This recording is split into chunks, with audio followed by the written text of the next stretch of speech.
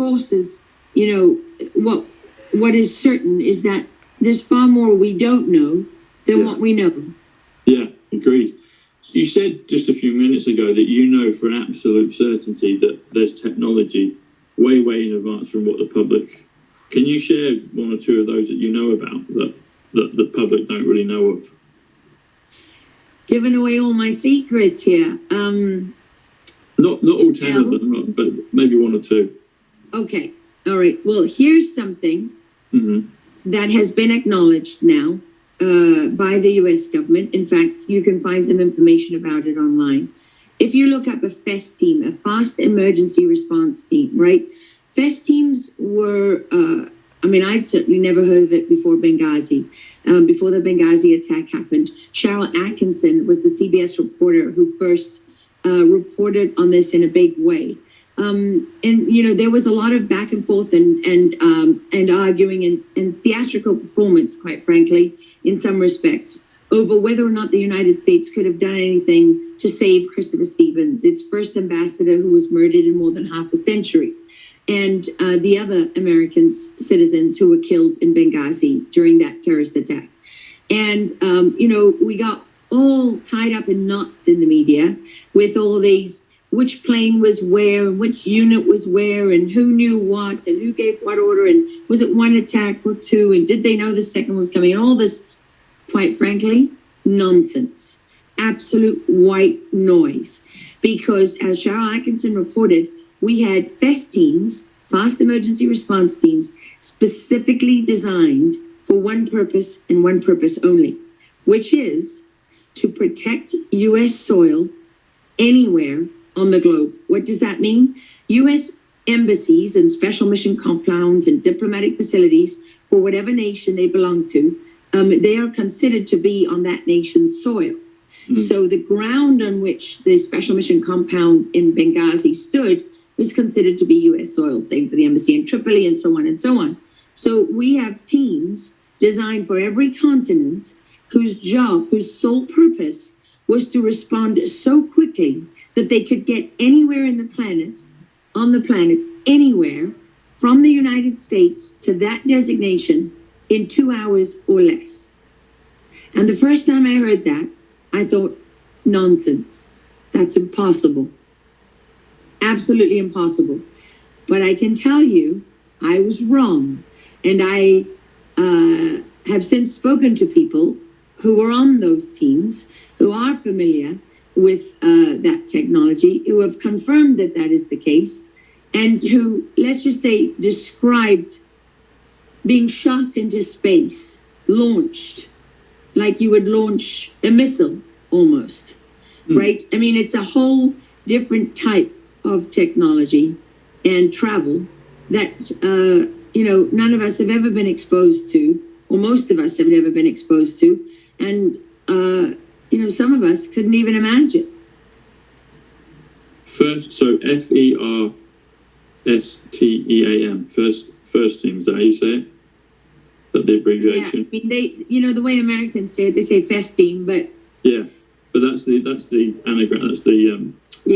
Not the anagram, the... Acronym, that's it. So Fersteam, okay. So literally, they're being shot into space, and so is it kind of like a small rocket that they're in, or is it a source, or is it something else, or? I don't know.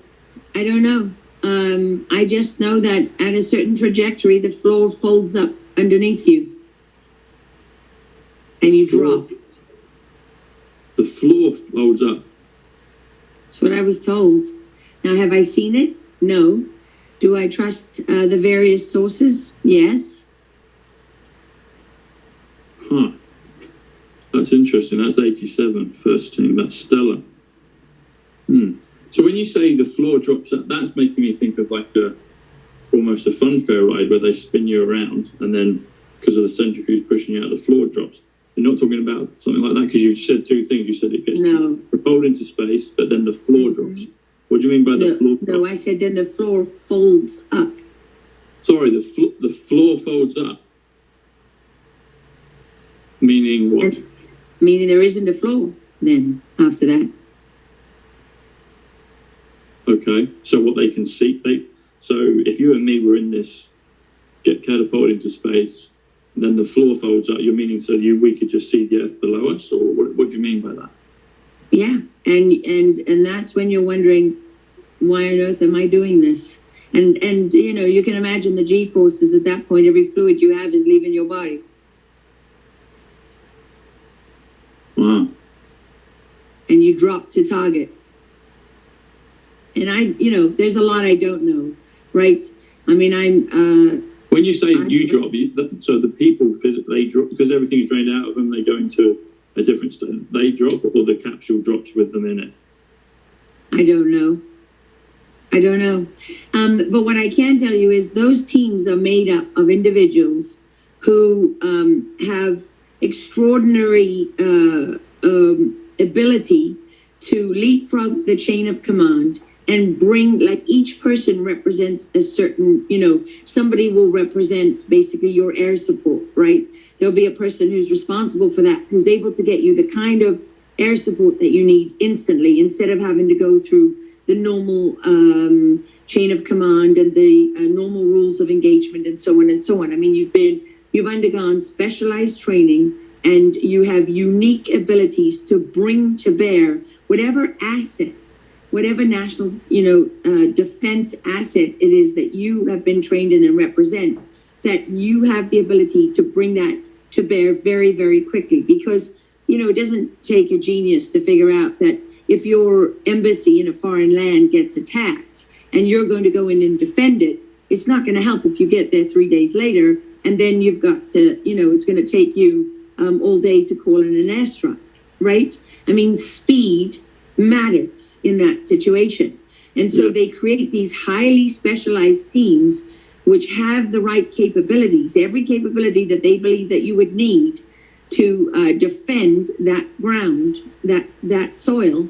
And those teams were never activated during the Benghazi attack. That team that is specifically trained for that area of the world was never even activated. And that would be the first call you would make to the guys who you've spent hundreds of millions of dollars to train and maintain those teams is an unimaginable fortune. And yet you would squander it. Now, they may have been, I don't quite remember, they may have been called, activated sometime after it was all over.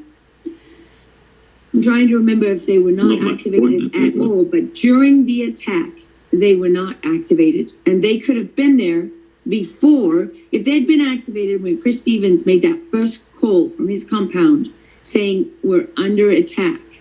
And they were watching on the feed, they were watching those terrorists, storm the special mission compound and overwhelm the Americans there.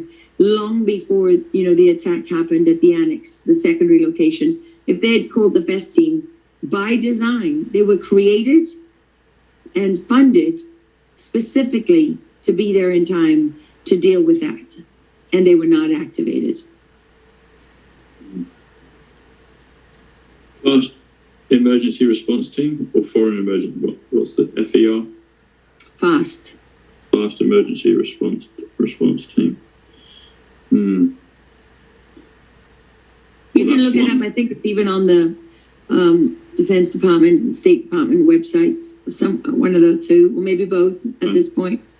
Do you know when they have been activated and deployed? You've got examples of that? I don't. Well, I do have one, but I